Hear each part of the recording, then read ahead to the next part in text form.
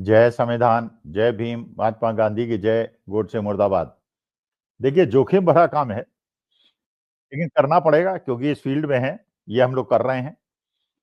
बंगाल के इलेक्शन में होने वाला क्या है? बंगाल के इलेक्शन में होगा क्या? अब आप लोग पूछेंगे कि स्वामी साहब, आप जैसे लोग यूट्यूब में आके कहते रहे महाराष्ट्र में ये होगा, हरियाणा में ये होगा, मध्य प्रदेश, छत्तीसगढ़ में ये होगा, राजस्थान में ये होगा, दिल्ली में ये होगा, हरियाणा में ये होगा, नहीं हुआ। आप जो बंगाल में कह रहे हैं वो होगा, हो नहीं होगा, इसका क्या प्रूफ है? बिहार के अंदर आप लोग कह रहे थे टक्कर की लड़ाई है, सारे पत्रकार कह रहे थे टक्कर की लड़ाई है, 1-2% का डिफरेंस है और 10% का डिफरेंस हो गया। बिल्कुल भारतीय जनता पार्टी बुरी तरह से जीती, महाराष्ट्र में जीती, हरियाणा में जीती, दिल्ली में जीती। तो देखिए, अब इसकी तो कोई गारंटी है नहीं कि जो हम कह रहे हैं, क्योंकि हम लोग जो भी बात करते हैं अपने पत्रकार मित्रों से, फील्ड से, अलग अलग सेगमेंट से बात करके, जो फील्ड की इंफॉर्मेशन होती है उसको निकाल के बात करते हैं, और उसके बाद जो बाकी कलाकारियां होती हैं, चुनाव आयोग की कलाकारियां होती हैं, सत्ता पक्ष की कलाकारियां होती हैं, करोड़ों रुपए खर्च किया जाता है, करोड़ों रुपए बांटा जाता है, इलेक्शन के बाद उसको वापस ले लिया जाता है, वो मुद्दे जो हैं उस पर तो हम लोग कोई प्रकाश डाल नहीं सकते। आपको पता ही है, बिहार के अंदर 10,000 रुपए हर महिला को, 1.5 करोड़ महिलाओं को दिए गए थे, और अब वो पैसे वापस मांगे जा रहे हैं। और जिन लोगों ने पैसे लिए थे उनसे पैसे तो वापस मांगे मांगे जा रहे हैं, उनकी झुग्गियां भी तोड़ी जा रही हैं, उनकी कच्ची दुकानें भी तोड़ी जा रही हैं, उनको बेघर भी किया जा रहा है। लेकिन चलिए, दिल्ली के अंदर भी यही हुआ। लेकिन इसके बावजूद भारतीय जनता पार्टी अगर चुनाव जीत जाए तो हम लोगों की सारी भविष्यवाणी, हमारी सारी विवेचना और विश्लेषण का कोई मतलब ही नहीं उठता है, लेकिन करना है इसलिए कर रहे हैं। लेकिन हाँ, ये बात जरूर है कि ये थोड़ा-सा इंडिकेशन मिलना शुरू हुआ है कि जिस प्रकार से विरोधी दलों ने मोर्चा खोला है और चुनाव आयोग को कॉर्नर किया है, उसकी वजह से शायद केरला के अंदर भारतीय जनता पार्टी का सुपड़ा बिल्कुल साफ हो गया है। महाराष्ट्र के अंदर और गोवा के अंदर बहुत सारी जगह पे कांग्रेस जीती है। महाविकास आघाड़ी में सबसे अच्छा परफॉर्मेंस अगर किसी का रहा है तो कांग्रेस का रहा है। तो जहां विरोधी इंडिया गठबंधन में भी लोगों को ये शक था कि बिना राहुल गांधी कांग्रेस के भी वो काम चला सकते हैं, उनको भी एक इंडिकेशन है कि they can not ignore Congress. Either you love Congress और hate Congress, but you don't can't ignore Congress. तो बीजेपी वाले उन्हें हेट करते हैं, और आपको या तो इधर कांग्रेस की तरफ आ जाइए या भारतीय जनता पार्टी की तरफ चले जाइए, तीसरे फंड का कोई मतलब नहीं। अब सवाल यह है कि जो बंगाल के अंदर बिसातें बिछ रही हैं, उन बिसातों का मतलब क्या है? हम केवल उसका विश्लेषण कर रहे हैं। देखिए, ये बात बिल्कुल पक्की है कि भारतीय जनता पार्टी ने अपना जो तुरुप का इक्का है वो चला दिया है।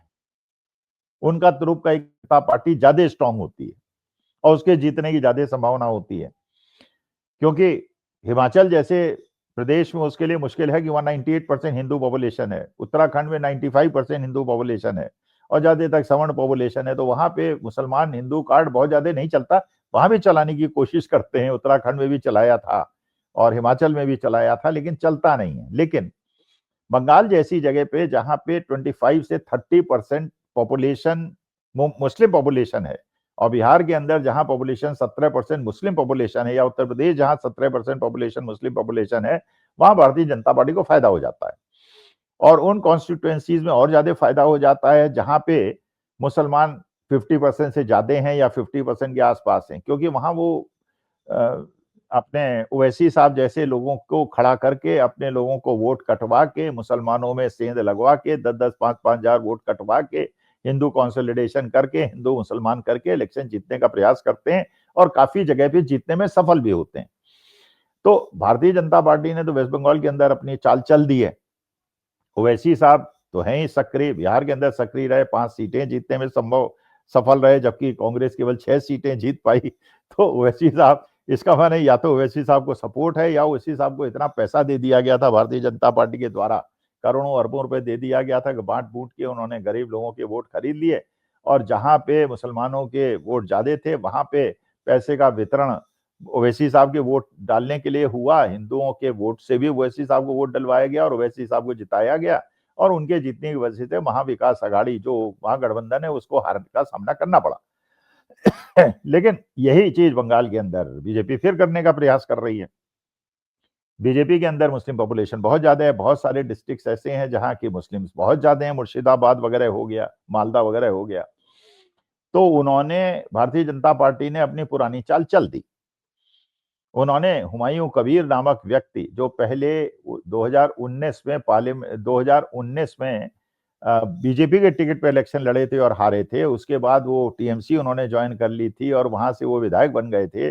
उन्होंने बिल्कुल ओवैसी साहब के कदमों पे चलते हुए एक नया निर्णय ले लिया। उन्होंने कहा कि बंगाल के अंदर हम बाबरी मस्जिद बनाएंगे। अब उनसे कोई पूछे कि भाई बाबरी मस्जिद क्यों बनाएंगे, आप मस्जिद बनाएं तो किसी को कोई आपत्ति ना होती, केवल अगर मस्जिद बनाते या मंदिर बनाते तो इतना ज्यादा हाईलाइट ना होता, इतने ज्यादा पोलराइजेशन की चांस ना होती।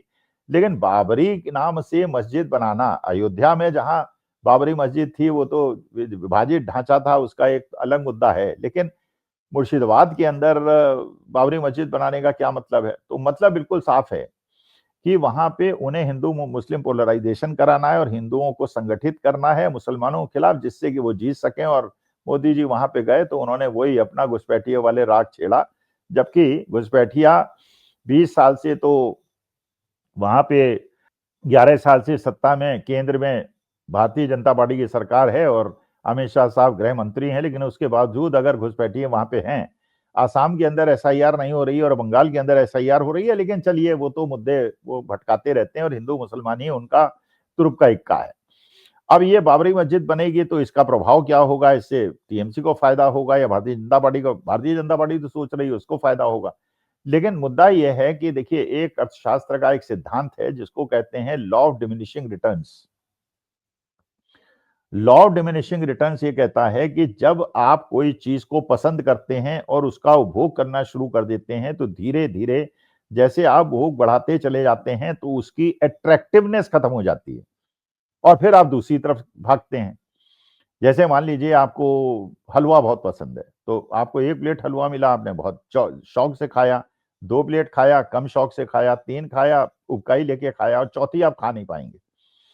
इसे कहते हैं लॉ डिमिनिशिंग रिटर्न्स। आप जिस आनंद की अनुभूति के लिए किसी चीज में कृत्य में शामिल होते हैं, उस कृत्य करने के बाद आपको लगता है यार हो गया, we I need something else, I don't need this thing. और ये प्रवृत्ति जो है मानसिक प्रवृत्ति है, एक साइकोलॉजिकल फिनोमेना है।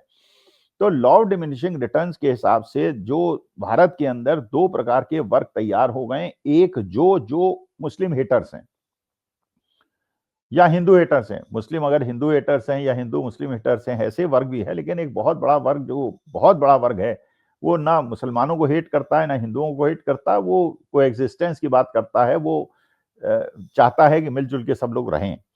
लेकिन जो वर्ग है जो कि इस प्रकार भारतीय जनता पार्टी का समर्थक बना था कि वो हिंदू था और समझता था इससे हिंदू राष्ट्र बन जाएगा, जो बना नहीं और ना बनने वाला है, ना वो बन सकता है। न्यूजीलैंड के अंदर, बांग्लादेश के अंदर, यूरोप के अंदर, अमेरिका के अंदर जैसे हिंदुओं पे अटैक होने शुरू हो गए, तो इसका मतलब ये है कि ये इंडिकेशन तो है, वो मोदी जी को भी पता है, अमित शाह साहब को भी पता है कि हिंदू राष्ट्र तो ये नहीं बनेगा, लेकिन एक झुंझुना उन्होंने पकड़ा दिया है। लेकिन अब सवाल ये उठता है कि वहां पे जो ये ऐसे हिंदू जो मुसलमानों से हेट करते थे और इस वजह से भारतीय जनता पार्टी के साथ थे, लॉ डिमिनिशिंग रिटर्न्स के हिसाब से उनके अंदर एक ऐसी भावना पनपने लगी है कि क्या हमको एक ऐसी पार्टी के साथ रहना चाहिए जो कि करना नहीं है हिंदू हित में कुछ भी। बांग्लादेश के अंदर इतना हिंदुओं के खिलाफ हो रहा है, हिंदुओं को जलाया जा रहा है, मारा जा रहा है, पीटा जा रहा है, पाकिस्तान के अंदर पीटा जाता है, मारा जाता है, उसके खिलाफ भारत सरकार एक प्रश्न भी नहीं पूछती, एक प्रोटेस्ट भी दाखिल नहीं करती, और यहाँ हिंदुओं के अंदर मुसलमानों के खिलाफ भड़का कर अपने राजनीतिक गोटियां फिट करती है। तो ये जो लॉ डिमिनिशिंग रिटर्न्स है, ये बंगाल के अंदर भारतीय जनता पार्टी को नुकसान कर सकता है। इसके अलावा जो एसआईआर हो रही है, इसमें मतुआ समाज वो समाज है जो कि बांग्लादेश से आया था और हिंदू थे, जिनको यहाँ पे सिटीजनशिप मिल जानी चाहिए थी, लेकिन उनको सिटीजनशिप मिलने के लिए ये प्रूव करना था कि वो बांग्लादेश में रहते थे, बांग्लादेश में उन पर अत्याचार हो रहा था, इसलिए उनको भारत आना पड़ा। ज्यादातर लोग ऐसे हैं जो 25-30 साल पहले आ गए, यहाँ पे रहने लगे, खाने पीने लगे, परिवार बना लिया, सब कुछ कर लिया, लेकिन उनके पास ये कागज नहीं है कि वो बांग्लादेश के रहने वाले थे और वहां पे उन पे अत्याचार हुआ था, उसके लिए उनके पास कोई डॉक्यूमेंट भी नहीं है। तो एसआईआर के माध्यम से मतुआ डोमिनेटेड एरियाज में, जहां पिछली बार भारतीय जनता पार्टी को सबसे ज्यादा सफलता मिली थी, वहां सबसे ज्यादा वोट कटने की संभावना, ये भी ममता दीदी के फेवर में काम कर रहा है। तो एक तो ये मतुआ समाज, जिसकी वजह से भारतीय जनता पार्टी को बहुत ज्यादा सीटें मिली थी, फायदा मिलने की संभावना है, और लॉ डिमिनिशिंग रिटर्न्स की वजह से भी भारतीय जनता पार्टी को नुकसान पहुंचने की संभावना है। और तीसरा एडवांटेज जो दीदी को है वो ये है कि उनके पास एक फेस है और एक बंगाली अस्मिता का प्रतीक है।